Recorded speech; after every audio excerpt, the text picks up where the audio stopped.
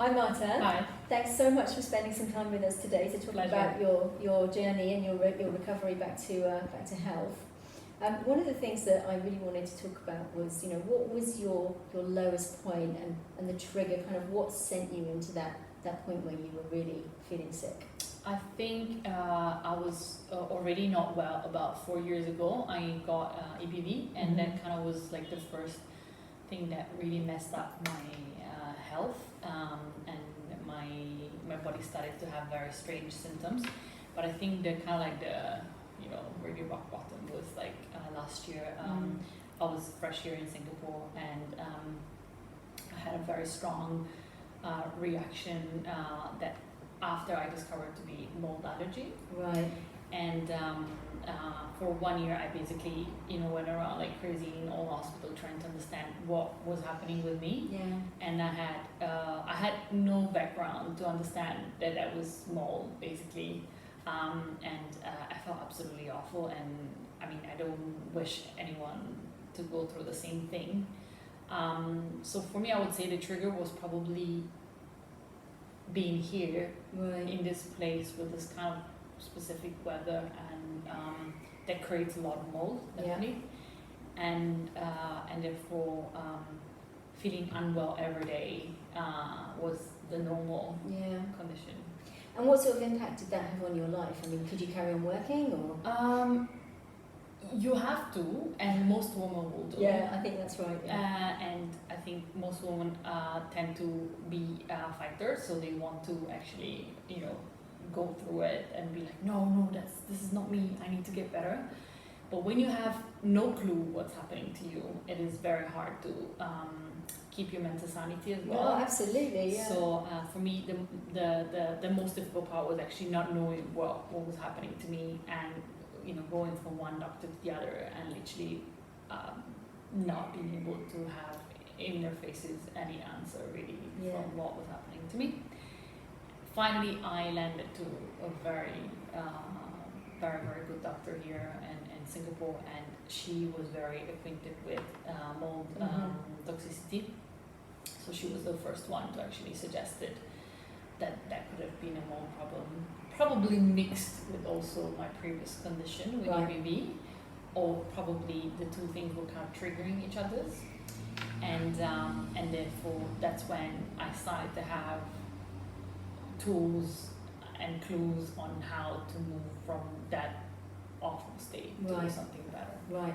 And when that doctor kind of suggested some of the things that you should try, what things had you already tried? Had you tried medication or? I tried anything and everything, for the simple fact that I've been through so many different doctors, because within my symptoms there were also neurological symptoms, and therefore I got given a lot of like very strong neuro medications, and I've got quite a lot of very invasive tests as well done to me, and I've been through really a lot of different medications. None of them really made a difference. I also been to a lot of allergies doctors that gave me a lot of other medications, so I was kind of like packed with things and rattling. And pretty much my body was screaming out of it.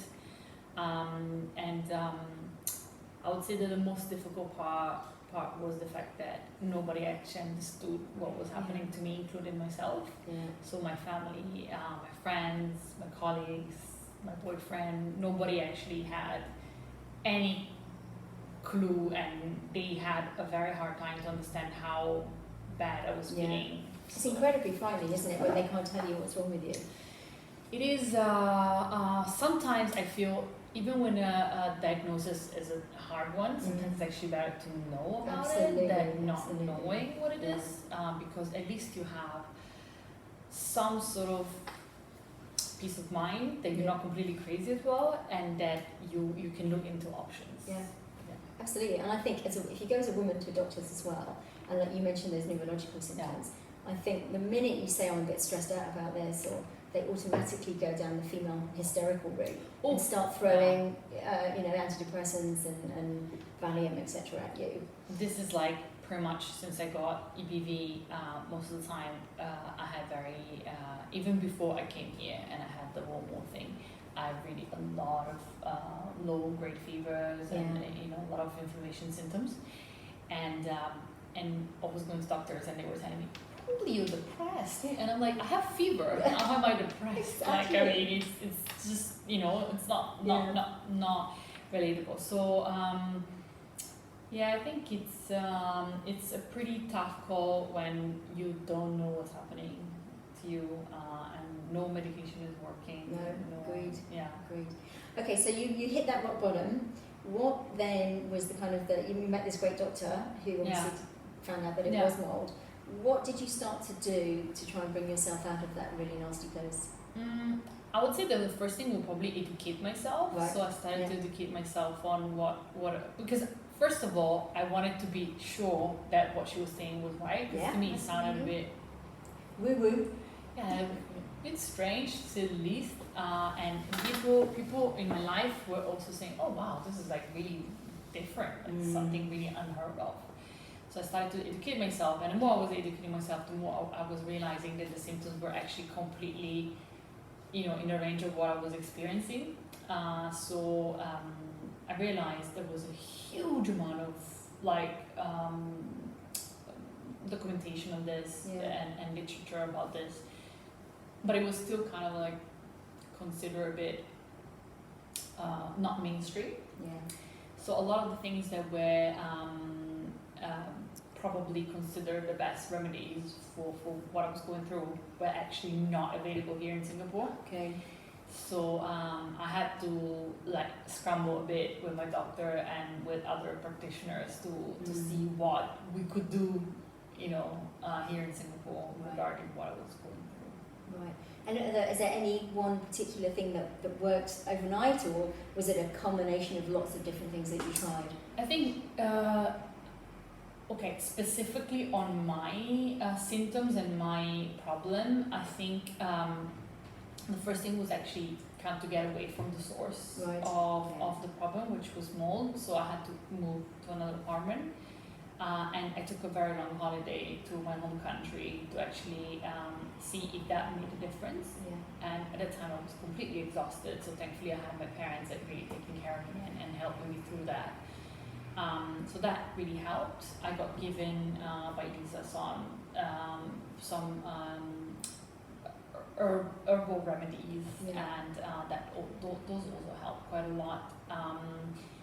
I did colonics, and I did some ozone therapy, and those straight away kind of brought me back to life. Really? Wow. Okay. And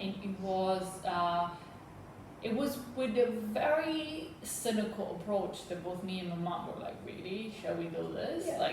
This sounds really strange, and Yes. but the more we were going towards these kind of things, the more we were meeting people, even in our circle, that actually had experience with it, and they were like, you should really do it, it's great, it's gonna make you feel much better. So I think that those therapies really helped during the time I was back in Italy, and then when I came back to Singapore, I was definitely a much better person. I felt much better, although obviously with the coming back here, some of the symptoms came back as well. But knowing that I was finally feeling normal again, or semi-normal, gave me that confidence to say, all right, I'm not lost, cause I can still be better, I can still improve, and there is healing, there is chances for me to feel a normal person again.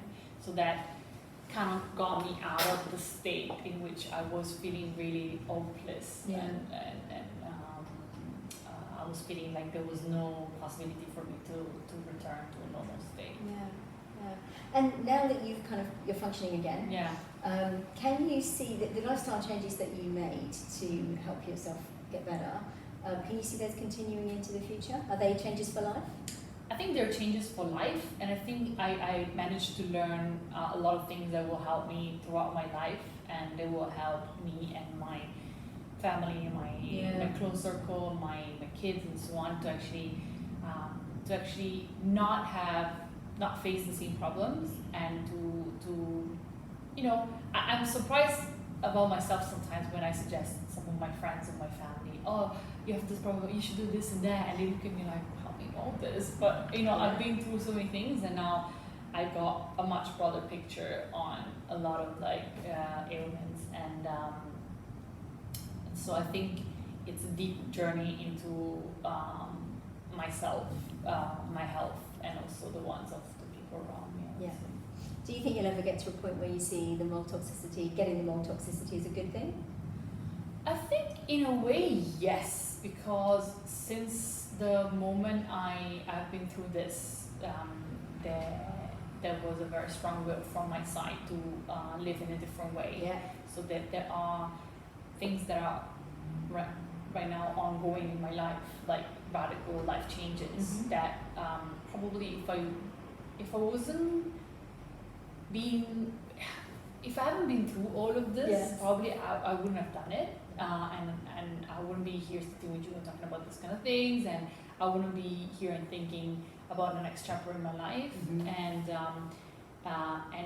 on the other side, I think you understand what is really important for you when you go through like very difficult health conditions. You empathize with people that are suffering, which is when you're healthy, you don't really empathize to the level that you can after you've been through similar things, and so you automatically become more open to humanity overall, and sensitive to suffering. And also I think you start to I think you learn to appreciate the people that stay next to you through the journey. So with difficulties obviously, and it wasn't always rosy, clearly, because like it was very difficult for yourself and for the people around you to see you like that. But at the same time you realize, okay, these people have been sticking with me throughout all of this awful things, and they were there to support me all the time. So I think those are the people that you will cherish forever, really. I think that's right. Yeah. And lastly, last sentence. If there's somebody out there that's in that awful place where they just can't see a way out, and they're really thinking, I'm never getting better, have you got one bit of advice for them? I think that your mind plays a lot on your health condition. I know that when you're in the health condition, you don't think so, but I think that definitely when you start to see, when you start taking care of your mind and mental health, I think that really supports your health overall. So I know when you're in the dip of the crisis, the last thing you want to do is meditate and breathe and stuff like this. Exactly. But to be honest, it really actually helps. It does, and it helps maintain a certain clarity, not to panic. And I think the other important thing is to reach out to people and reach out to people that have similar problems. And that helps not to feel alone, and that helps to also get suggestions and tips and see how other people have been, through the same issues and started to feel better, or how they're coping with it. When you experience very difficult health conditions, you automatically feel a wounded animal, and you feel like nobody else can understand you, and you feel like you're not specifically sociable because you're suffering. And this is what any other animal on the planet does when it gets hurt, right? They just automatically retract from social life, and they stay on the side to suffer. I think in a way, reaching out, even when it's hard, it actually makes a big difference. Yeah, I agree. Thank you so much for your time. Thanks for me for coming here.